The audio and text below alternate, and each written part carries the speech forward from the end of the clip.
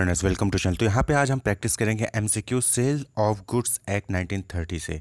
तो चलिए स्टार्ट करते हैं। तो पहला क्वेश्चन है, the objective of sale of goods act 1930 is to defined and amend the law relating to. तो जो ऑब्जेक्टिव है सेल ऑफ गुड्स एक्ट 1930 का वो है डिफाइन करना और अमेंड करना लॉ किस से related, sale of immovable property से रिलेटेड, सेल ऑफ गुड्स से रिलेटेड, एग्रीमेंट टू सेल से रिलेटेड, या फिर option D all of the above, यानी कि ऊपर के तीनों से ही रिलेटेड डिफिनेशन और लॉ को अमेंड करता है सेल ऑफ गुड्स एक्ट 1930। तो सेल ऑफ गुड्स एक्ट नाम में ही है, तो यहाँ पे करेक्ट ऑप्शन क्या हो जाएगा? Option B, sale of goods. तो option B, sale of goods से रिलेटेड जो है डिफिनेशन और उसमें जो लॉ है, उससे रिलेटेड जो लॉ है उसको अमेंड करता है सेल ऑफ गुड्स एक्ट 1930। तो objective sale of goods act 1930 का यही है कि वो सेल ऑफ गुड्स से रिलेटेड डिफिनेशन और उसके लॉ को अमेंड करता है। नेक्स्ट क्वेश्चन है, the sale of goods act 1930 came into force in, यानी सेल ऑफ गुड्स एक्ट 1930 कब फोर्स में आया, कब से एप्लीकेबल हुआ? Option A, first day of July 1930, option B, first day of September 1930, option C, first day of January 1930, या फिर option D, 31st day of December 1930। तो ये मेमोरी बेस्ड क्वेश्चन आपको याद करना होगा। The sale of goods act 1930 came into force in first July of 1930। तो first day of July 1930 को जो है ये फोर्स में आया sale of goods act 1930। Question number 3 है, the term goods is defined in section of the sale of goods act 1930। तो आपको जो बताना है कि सेल ऑफ गुड्स एक्ट 1930 के कौन से सेक्शन में गुड्स टर्म को डिफाइन किया गया है। तो ऑप्शन ए है section 2 subsection 5, option B section 2 subsection 6, option C section 2 subsection 7, option D section 2 subsection 8। तो देखिए 2 ब्रैकेट में 5, इसका मतलब ये है कि 2 जो बाहर है उसको सेक्शन कहते हैं और ब्रैकेट में जो उसको सबसेक्शन कहते हैं। तो कौन से सेक्शन में इसको डिफाइन किया गया है? तो देखिए ये तो क्लियर है कि सेक्शन 2 में डिफाइन किया गया। अब सब सेक्शन आपको यहाँ पे याद करना होगा। तो जो सेल्स ऑफ गुड्स एक्ट 1930 में गुड्स को डिफाइन किया गया हुआ है सेक्शन 2 सबसेक्शन 7 में डिफाइन किया गया है। नेक्स्ट है, Which of the following are not included in the term goods under the sale of goods act? तो जो गुड की डिफिनेशन दी गई है सेल्स ऑफ गुड्स एक्ट 1930 में, उसमें कौन सा नीचे दिए आइटम में से इंक्लूडेड नहीं है? आपको बताना है कि नॉट इंक्लूडेड। तो गुड्स में क्या क्या आते हैं और क्या क्या नहीं आते हैं, तो आपको यहाँ पे बताना है कि कौन सा नहीं है। तो option A stock and share, ये नहीं है। Option B actionable claim goods नहीं है। Option C personal use of property goods नहीं है। या फिर option D B and C, यानी actionable claim and personal use of property B and C, ये दोनों ही जो है गुड्स नहीं है। तो आपको क्या लगता है कि गुड्स की डिफिनेशन अगर आपने पढ़ी हुई तो वहाँ पे आप देखेंगे स्टॉक एंड शेयर ये गुड्स में आते हैं, लेकिन एक्शनेबल क्लेम और पर्सनल यूज ऑफ प्रॉपर्टी ये गुड्स में नहीं आते under the sale of goods act 1930। तो यहाँ पे क्या हो जाएगा option? Option D B and C, ये जो दो हैं एक्शनेबल क्लेम और पर्सनल यूज ऑफ प्रॉपर्टी, ये not included in term of goods. Next question है, under the sale of goods act goods means goods which are not in existence at the time of making the contract of sale. तो नीचे आपको 4 option दिए गए, ascertained goods, future goods, specific goods और perishable goods. तो आपको बताना है कि वो कौन सा गुड्स है जो कि एग्जिस्टेंस में नहीं होता है जब जो है कॉन्ट्रैक्ट ऑफ सेल बनाया हो रहा होता है, तो वो एग्जिस्टेंस में नहीं होता है वो गुड्स। तो उसको गुड्स को क्या कहते हैं? असर्टेन गुड्स कहते हैं, फ्यूचर गुड्स कहते हैं, स्पेसिफिक गुड्स कहते हैं, या फिर पेरिशेबल गुड्स कहते हैं। तो जब कॉन्ट्रैक्ट ऑफ सेल हो रहा होता है तो गुड्स एग्जिस्टेंस में नहीं होता है, तो उसको क्या कहते हैं? Future goods. फ्यूचर गुड्स के लिए जो है कॉन्ट्रैक्ट हो रहा है, तो option B is the correct option. Next question है, to constitute a valid sale there must be at least एक वैलिड सेल के लिए वहाँ पे क्या होना चाहिए? वो ऑप्शन ए है 1 party, option B 2 party, option C 3 party, या फिर ऑप्शन डी 4 पार्टी। सभी को पता है कि कम से कम कॉन्ट्रैक्ट को अगर वैलिड सेल करना है तो वहाँ पे कम से कम 2 पार्टी होनी चाहिए। तो option B is the correct option, 2 parties must be at least there. Next है, when goods are given by the buyer as consideration for the goods received from the seller it is called, यानी कि जब buyer जो है seller को goods देता है क्योंकि सेलर ने बायर को भी गुड्स दिया होता है, तो इसको हम क्या कहेंगे? Option A sale, option B agreement to sale, option C barter, या फिर ऑप्शन डी बेलमेंट। तो आपने पुराने टाइम पे आपने देखा होगा कि पहले क्या होता था कि गुड्स के बदले गुड्स, यानी सामान के बदले सामान दिया जाता था, तो उसको हम क्या कहते थे? बार्टर। तो यहाँ पे भी क्या है, when goods are given to the buyer as consideration for goods received from the seller, तो गुड्स के बदले गुड्स दिया गया था, यहाँ पे क्या हो जाएगा? Option C barter. Next question है, in an agreement to sell the property in goods is transferred in. तो कोई भी एग्रीमेंट टू सेल है, in an agreement to sell, agreement to sell है, तो वहाँ पे जो प्रॉपर्टी इन गुड्स है वो कब ट्रांसफर होगी? पास्ट में, ऑप्शन बी प्रेजेंट में, ऑप्शन सी फ्यूचर में, या फिर option D there is no transfer to property at all, तो कोई ट्रांसफर ही नहीं होगा। तो देखिए एग्रीमेंट टू सेल है यानी कि इन फ्यूचर है, तो फ्यूचर में मतलब कि option C is the correct option, future में जो है गुड्स ट्रांसफर किया जाएगा। नेक्स्ट क्वेश्चन है contract of sale under section 4 of the sale of goods act 1930 comprises of. तो जो कॉन्ट्रैक्ट ऑफ सेल है under section 4 of sale of goods act 1930 वो क्या इंक्लूड करता है? Option B both executory and executed contract of sale, option B executory contract of sale, option C executed contract of sale, या फिर option D concluded contract of sale. तो contract of sale जो है section 4 में sales of goods act 1930 में क्या include करता है? सिर्फ एग्जीक्यूटरी करता है, यानी जो एग्जीक्यूट होगा, या फिर जो एग्जीक्यूट हो चुका है, या फिर कंक्लूड हो चुका है, या फिर एग्जीक्यूटरी और एग्जीक्यूटिव दोनों को इंक्लूड करेगा। तो option A is the correct option. Contract of sale जो है वो एग्जीक्यूटरी और एग्जीक्यूटेड दोनों को ही इंक्लूड करता है। Option is the correct option. Next question है in an agreement to sell where goods lie with the seller the risk of loss of goods remains with. तो कोई भी एग्रीमेंट टू सेल है जहाँ पे सेलर के साथ गुड्स जो है उसके पास है, goods lie with the seller, यानी कि सेलर के पास गुड्स है, तो जो risk of loss of goods होगा वो किसके साथ रहेगा? यानी कि सामान खो गया तो उसका रिस्क किसके पास रहेगा? ऑप्शन है आइदर बायर और seller, option B buyer only, option C seller only, या फिर option D buyer and seller to the extent of their shares, यानी कि जितना शेयर्स होगा बायर और सेलर का उसके अकॉर्डिंग उनके पास लॉस आएगा। तो सेलर के पास गुड्स है, अगर गुड्स खो जाता है तो उस केस में जो लॉस होगा वो किसका होगा? बट ऑब्वियसली बात है सेलर का होगा। Option C seller only. Next है where goods are not specific and ascertainable at the time of the making of the contract is shall, यानी कि अगर कोई जो है आपका कॉन्ट्रैक्ट कर रहे हैं और उस वक्त जो है जो गुड्स है वो स्पेसिफिक नहीं है और असर्टेन नहीं किया जा सकता है, तो वो क्या होगा? Option A become void, option B become voidable at the option of the buyer, option C operate as an agreement to sale, या फिर option D become a valid contract of sale. अगर ऐसा कोई गुड है जो कि specific नहीं है और असर्टेन नहीं किया जा सकता है तो वो जो है वो क्या हो जाता है? कॉन्ट्रैक्ट वाइड हो जाता है। तो option A become void. Next question है under section 8 of the sale of goods act 1930 a contract of sale of goods can be avoided where the goods है पेरिस्ड और डैमेज्ड। तो आपको यहाँ पे बताना है कि कोई भी contract of sale of goods है उसको हम अवॉइड कर सकते हैं अगर गुड्स जो है वो खराब हुआ होगा किस रीजन से। तो ऑप्शन है due to the fault neither of the buyer nor the seller, यानी दोनों की गलती से ना हुआ हो। Option B due to the fault of the buyer, buyer की गलती से हुआ है। Option C due to the fault of the seller, seller की गलती से हुआ है। या फिर option D due to the fault of either the buyer और द सेलर, यानी बायर या सेलर की दोनों की गलती से ही या किसी एक की गलती से हुआ है। तो किसकी गलती से अगर सामान जो है पेरिश या डैमेज हो जाता है तो contract of sale of goods जो है अवॉइडेड किया जा सकता है। तो यहाँ पे जो करेक्ट ऑप्शन होगा वो होगा option C due to the fault of the seller, seller की गलती से अगर जो है सामान पेरिश या डैमेज हुआ है तो कॉन्ट्रैक्ट ऑफ सेल को हम अवॉइड कर सकते हैं। नेक्स्ट क्वेश्चन है in a contract of sale the price may be. तो किसी भी कॉन्ट्रैक्ट ऑफ सेल में प्राइस जो है वो डिसाइड किया जा सकता है कैसे? ऑप्शन है fixed by the contract, contract के according. Option B agreed to be fixed in manner thereby agreed, यानी जिस भी मैनर में हम एग्री करेंगे उसके अकॉर्डिंग जो है फिक्स होगा। Option C determined by course of dealing between the parties, यानी कि पार्टीज में जैसे जैसे डीलिंग होगी उसके हिसाब से फिक्स हो जाएगा। फिर option D all of the above.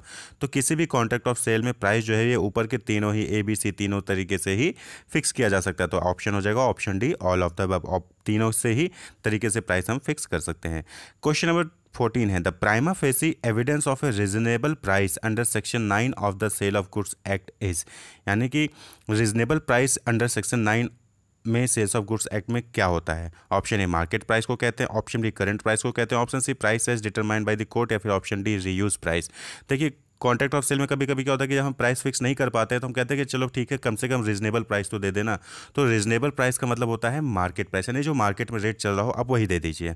हमने फिक्स तो नहीं की, ना ज़्यादा ना हमने कम, तो कम से कम रीजनेबल यानी कि जो मार्केट में चल रहा है वो प्राइस आप दे दीजिए। तो option is the correct option. Prima facie evidence of a reasonable price under section 9 of the sale of goods act is market price. Next question है a warranty under the sale of goods act has been defined as a stipulation to. तो आपको बताना है कि जो warranty है sales of goods में उसको कैसे डिफाइन किया गया है? Stipulation to, option A collateral to the main purpose of the contract, option B with regard to time, option C essential to the main purpose of contract, या फिर option D all of the above. तो warranty को हम कहते हैं collateral to the main purpose of the contract, तो defined as a stipulation collateral to the main purpose of the contract. ये definition आपको याद करना पड़ेगा। क्वेश्चन नंबर 16 है the breach of a condition in a contract of sale of goods give the right to, यानी कि अगर कोई contract of sale of goods है उसमें कोई कंडीशन का ब्रीच किया जाता है, ब्रीच यानी तोड़ा, कंडीशन को तोड़ा जाता है, तो वो किसको राइट देगा? Right to option A repudiate the contract, यानी कि कॉन्ट्रैक्ट को रेपुडिएट करने का। Option B claim for damages only, केवल डैमेजेस को के लिए क्लेम करना है। फिर ऑप्शन सी आइदर ए और बी, यानी ए या बी में से कोई सा भी, या फिर option D both A and B, दोनों को ही राइट देगा। तो अगर कोई कंडीशन ब्रीच की जाती है contract of sale of goods में, तो वहाँ पे जो है आपके पास राइट बनती है दोनों की, रेपुडिएट द कॉन्ट्रैक्ट और क्लेम फॉर डैमेज। तो यहाँ पे option D both A and B, आप दोनों के लिए ही आपके पास हक है, आप दोनों के लिए ही केस कर सकते हैं, डिमांड कर सकते हैं। नेक्स्ट है in cases where there is a breach of condition by the seller the buyer. तो आपको बताना है कि जब जो है ब्रीच ऑफ कंडीशन जो होता है वो सेलर द्वारा किया जाता है, तो बायर के पास क्या होगा। Option A may retain the goods though he has the right to reject them, वो गुड्स को रख सकता है अपने पास, जैसे कि क्योंकि उसके पास रिजेक्ट करने का भी अधिकार होता है। Option B has no right to retain the good but only reject the goods, उसके पास गुड्स को रिटेन करने का कोई अधिकार नहीं होता बल्कि रिजेक्ट कर सकता है। Option C has no right to reject the goods, उसके पास कोई गुड्स को रिजेक्ट करने का राइट नहीं है। या फिर option D has no remedy at all, उसके पास कोई अधिकार ही नहीं है। तो देखिए अगर ब्रीच ऑफ कंडीशन जो है सेलर द्वारा होता है तो बायर के पास होता है कि वो गुड्स को रिटेन कर सकता है। नेक्स्ट क्वेश्चन है the buyer shall have and enjoy quiet position of the goods, this is an dash under section 14 of the act, यानी कि कौन से नीचे दिए गए टर्म के अंदर जो कि under section 14 of the act में डिफाइन किया गया है, बायर को जो है क्वाइट पोजीशन जो है मिल जाता है। Implied warranty as to title, implied condition as to title, imply warranty as to possession, या फिर implied condition as a possession. तो under section 14 of the act में implied warranty as to position में जो है बायर जो है वो क्वाइट पोजीशन को रख सकता है, एंजॉय कर सकता है गुड्स का। तो option C is the correct option, implied warranty as to position में क्वाइट पोजीशन होता है। क्वेश्चन नंबर 19 है in case of sale by description there is an implied dash that the good sale correspond to description.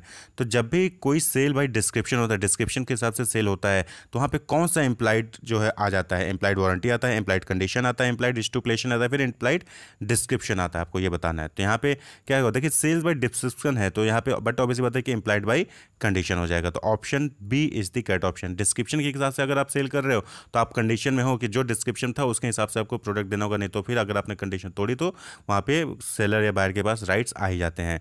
तो implied condition होगा। Question number 20 है in a sale of goods by description it is sufficient that the goods are. तो जब भी कोई cell होता है description के हिसाब से, तो नीचे देखिए ऑप्शन में से क्या चीज़ सफिशिएंट है। Goods are option A fit for the purpose for which they were wanted though not in accordance to description, यानी कि पर्पज के लिए फिट है लेकिन चाहे वो डिस्क्रिप्शन अकॉर्डिंग हो चाहे ना हो। या फिर option B merchantable though not in accordance to description, यानी कि मर्चेंटेबल हैं चाहे वो डिस्क्रिप्शन के अकॉर्डिंग हो चाहे ना हो।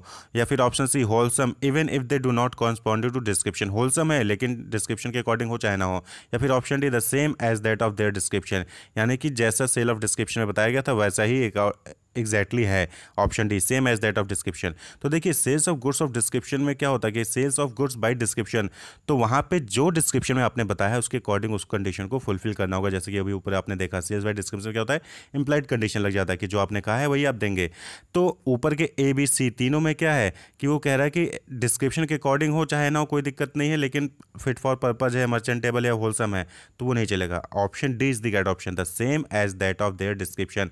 जो गुड्स है वो एग्जैक्टली वैसे ही होना चाहिए जैसा कि डिस्क्रिप्शन में बताया गया था। तो option D is the correct option. In a sale of goods by description it is sufficient that the goods are the same as that of their description. Question number 21 है implied condition as to quality और fitness does not apply if. तो implied condition जो है वो quality या fitness पे apply नहीं होगा अगर option A buyer disclose to the seller the exact purpose for which goods are required, buyer ने डिस्क्लोज कर दिया सेलर को कि क्यों चाहिए हमें। या फिर option B buyer indicates to the seller that he relies on the seller's skill और जजमेंट, बायर ने इंडिकेट कर दिया कि वो सेलर के स्किल या जजमेंट पर डिपेंड करता है। या फिर option C seller's business is to sell goods of such description, seller's का बिजनेस है कि वो गुड्स को डिस्क्रिप्शन के अकॉर्डिंग सेल करे। या फिर option D buyer reserves the right to examine the good and check its quality, यानी कि बायर के पास राइट है कि वो गुड्स को एग्जामिन कर सके और उसकी क्वालिटी को चेक कर सके। तो आपको बताना है कि कौन से केस में इम्प्लाइड कंडीशन अप्लाई नहीं होता है, क्वालिटी और फिटनेस डज नॉट अप्लाई। तो देखिए ऊपर के तीनों में क्या है, बायर ने दे दिया है सेलर्स के ऊपर, लेकिन फोर्थ पॉइंट में क्या है, फोर्थ पॉइंट में बायर खुद एग्जामिन कर रहा है और उसकी क्वालिटी को चेक करता है, तो इस केस में क्या होगा कि इम्प्लाइड कंडीशन लागू नहीं होगी, डज नॉट अप्लाई। तो implied condition as to quality और fitness does not apply if buyer reserve the right to examine the goods और check its quality. Option D is the correct option. Next है the principle of caveat emptor as found in section 16 of the sale of goods act means that. तो देखिए principle of, आपने caveat emptor पढ़ा होगा section 16 में, तो caveat इम्पिटर का मतलब क्या होता है आपको यहाँ पे बताना है। Option A let the buyer be aware, option B buyer must take a chance, option C seller must take care, या फिर option D seller must take a chance. तो सभी को पता होना चाहिए कैविएट इम्पिटर का मतलब होता है कि बायर जब आ रहा है तो बायर को अवेयर होना चाहिए, बायर को हर चीज़ें जानकारी, हर चीज़ पता होनी चाहिए। तो कैविएट इम्पिटर का मतलब होता है let the buyer be aware. Option A is the correct option. Next question है question 23. In case of dash goods, property passes to the buyer only when the goods are ascertained. तो बताना कि आपको कौन से टाइप के goods में property तब बायर को पास होती है जब गुड्स जो है असर्टेन होता है। तो option A future, option B specific, option C contingent, या फिर ऑप्शन डी अनअसर्टेन्ड। तो देखिए असर्टेन्ड है तो यहाँ पे क्या हो जाएगा unascertained. In case of unascertained goods property passes to the buyer only when the goods are ascertained. तो जब असर्टेन हो जाएगा तब अनअसर्टेन गुड्स जो है पास हो जाएगा। क्वेश्चन नंबर 24 है in a sale of specific और ascertain goods the property there in is transfer to the buyer. Option A upon delivery of goods, option B upon payment of price, option C at such time as the parties intended to be transfer, या फिर option D at such time as decided by the court. तो in case of specific और ascertain, यानी कि कोई specific और ascertain good है तो वो कब ट्रांसफर होगी बायर को। तो बट ऑब्वियस बात है कि जब वो इंटेंशन होगा उनका कि हाँ ट्रांसफर करना है, तो option C is the correct option at such time as the parties intended it to be transferred. Next question है question number 25. For passing of property in goods the goods should be in a. तो कोई भी property in goods को पास करना है तो आप goods कैसा होना चाहिए। ऑप्शन ए डिलीवरेबल स्टेट में होना चाहिए, नॉन डिलीवरेबल स्टेट में होना चाहिए, कंज्यूमेबल स्टेट में होना चाहिए, फिर ऑप्शन डी रेडी स्टेट में होना चाहिए। तो बट ऑब्वियसली बात है कि आपको पास करना है, आपको डिलीवर करना है गुड्स को प्रॉपर्टी में, तो बट ऑब्वियसली तो डिलीवरेबल होना चाहिए। Option A is the correct option, deliverable है तभी तो आप उसको पास कर सकेंगे। क्वेश्चन नंबर 26 है risk prime facie passes with. तो रिस्क जो है वो किसके साथ जो है पास हो जाता है, प्रॉपर्टी और ownership, completed agreement, verification delivery या फिर पेमेंट ऑफ प्राइस. तो बट अब ऐसा होता है कि जैसे ही प्रॉपर्टी या ऑनरशिप ट्रांसफर हो जाती है तो रिस्क भी क्या होता है, पास हो जाता है. Option is the correct option. Next है द लैटिन मैक्सिम नेमो दैट कोड नॉन हैबिट मीन्स. ऑप्शन है no man can pass a better title than he has. Option B let the buyer be aware. Option C no consideration no contract. Option B ignorance of law is so excuse. Ignorance of law is no excuse. तो देखिए let the buyer be aware ये आपको पता ही है कैबिट limit होता है. Nemo दैट कोड नॉन हैबिट यानी कि जिसके पास जो नहीं है वो दूसरे को नहीं दे सकता है, इसका मतलब ये होता है. तो option A no man can pass a better title than he has, यानी कि आपके पास कुछ और है और आप दूसरे को बहुत अच्छा वाला टाइटल पास करो तो ऐसा नहीं हो सकता. आपके पास जो है आप वही दे सकते हो. Option is the correct option. Question number 28. A finder of goods has the power to sell the goods to give good title to the buyer if the owner of goods can not be found with. तो आपको बताना है कि जब कोई goods जो है goods आप सपोज करिए कि आपको कोई सामान मिला तो अब आपके पास उस गुड्स को सेल करने का पावर है किस केस में. ठीक, आपको किसी का सामान मिला है, अब आप जो है इसको किसी दूसरे को बेच दे रहे हो तो ये पावर आपके पास कब आएगी. Option A ordinary diligence, option C reasonable diligence, option C due diligence या फिर option D lack of diligence. यानी कि आपने फाइंडर ऑफ गुड्स को जो जिसका गुड्स था ओरिजिनल जो ऑनर था आपने उसको ढूंढने की कोशिश की थी ऑर्डिनरी तरीके से, रीजनेबल तरीके से या फिर ऐसे ही काम चलाओ या फिर आपने ढूंढा ही नहीं. तो कब आपके पास वो पावर आएगी. बट अब ये होता है जब आपने रीजनेबल डिलीजेंस के साथ जो है आपने ऑनर ऑफ गुड्स को सर्च किया और आपको नहीं मिला, तब उसके बाद जो है आप जो है दूसरे को आप वो जो गुड्स आपको मिला है उसको सेल कर सकते हो. तो यहाँ पे करेक्ट ऑप्शन क्या हो जाएगा, ऑप्शन बी रीजनेबल डिलीजेंस के साथ आपने जो है गुड्स ऑनर ऑफ गुड्स को सर्च किया और आप उसको नहीं ढूंढ पाए, नहीं आपने उसको मिला, तो फिर आप जो है आपके पास पावर होती है कि आप उस गुड्स को किसी दूसरे को बेच सकते हो. करेक्ट ऑप्शन हो जाएगा ऑप्शन बी. नेक्स्ट क्वेश्चन है 29. Where the seller is bound to send the goods to the buyer as per the agreement and there is no specific time limit goods shall be delivered within. तो जहाँ पे seller को जो है सामान buyer को deliver करना है, बाउंडेड है एग्रीमेंट के अकॉर्डिंग, लेकिन वहाँ पे कोई टाइम लिमिट नहीं दिया गया कि कब जो है डिलीवर करना है, तो उस केस में वो कब डिलीवर करेगा. तो option A suitable time, option B minimum time, option C adequate time या फिर option D a reasonable time. तो कब डिलीवर करेगा, जब कोई टाइम ही नहीं दिया गया है और सेलर को डिलीवर करना भी है तो बट आपसे बात है कि एक रीजनेबल टाइम में वो डिलीवर करेगा. तो option D is the correct option. Question number 30. In case of excess delivery more than contract contracted quantity the buyer can, suppose कि कभी कभी कॉन्ट्रैक्टेड होता है कि 10 यूनिट हम, लेकिन कभी कभी गलती से 12-15 यूनिट चला जाता है, तो उस केस में आपको क्या होता है, बायर को क्या करना होगा, buyer can reject in full, buyer जो है पूरा का पूरा वापस कर देगा, बोलेगा नहीं हमें 10 चाहिए था, आपने 15 क्यों भेज दिया। या फिर buyer accept the contract quantity and reject the excess, जितना चाहिए तो उतना ले लेगा और बाकी जो है वो एक्स्ट्रा वापस कर देगा। या फिर option C accept the whole, पूरा का पूरा अपने पास रख लेगा। या फिर ऑप्शन डी आइदर ए और बी और सी, तीनों में से कोई भी कर सकता है। तो यहाँ पे क्या हो जाएगा, बट ऑब्वियस बात है कि तीनों ही ऑप्शन उसके पास अवेलेबल होते हैं, तो ऑप्शन डी आइदर ए और बी और सी, या तो पूरा रिजेक्ट कर देगा या तो जो है कॉन्ट्रैक्टेड क्वांटिटी में जो था वो एक्सेप्ट कर लेगा, बाकी वापस कर देगा, या फिर पूरा का पूरा ही एक्सेप्ट कर लेगा और पे कर देगा जो एक्स्ट्रा पेमेंट होगा। तो यहाँ पे होगा तीनों ही ऑप्शन उसके पास होंगे।